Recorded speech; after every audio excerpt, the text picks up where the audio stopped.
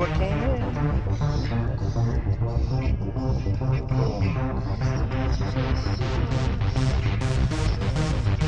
That's good on there.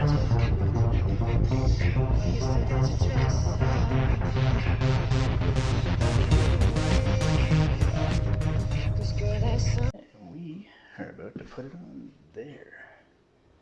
That blue matches pretty much perfectly.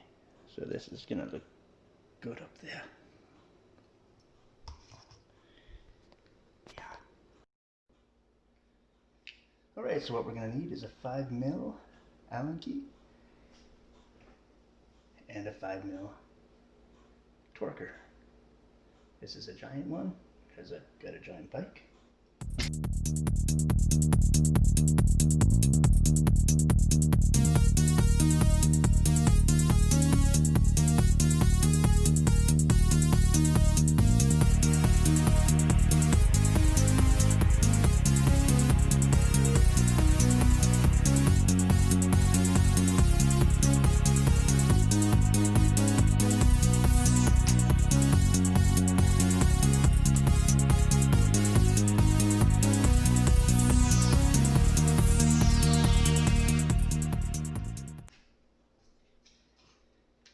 Now the differences between them.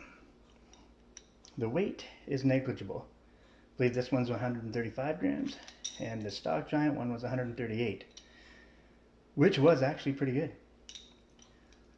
But you can't fight the bling factor, so bling factor wins out. Bling factor's going on.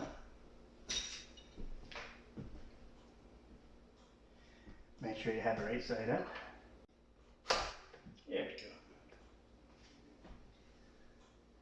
She's on. It's a little taller though, so it looks like we're going to have to take out one spacer. One.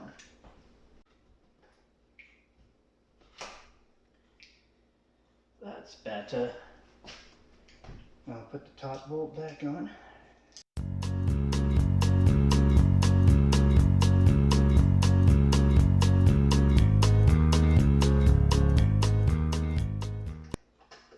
And these front bolts have blue Loctite on them from RaceFace. I think this is going to be a very nice complement to my 1-up carbon bar. I have some other things coming for this as well that should be nice. The factory seat on this, the Contact SL neutral, is not a very comfortable seat, if I'm being totally honest.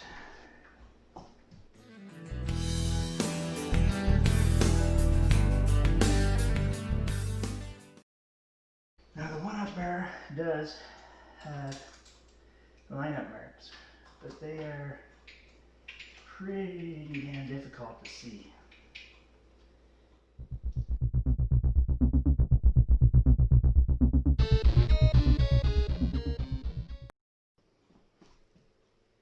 And there we have it. I got it all finished off. The RaceFace Turbine R stem is in. Everything's lined up, torqued down to 5 foot-pounds.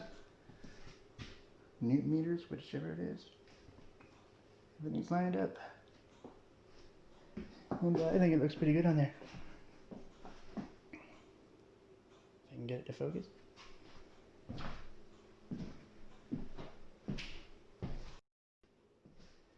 For the saddle I have this is a Contact SL neutral giant saddle. I have what is it again? Fabric Line Carbon. Fabric Line Pro, which is a carbon rail saddle coming for it. And some Ergon grips. Can't remember exactly what they're called, but they're supposed to be nice. The 1-up bar,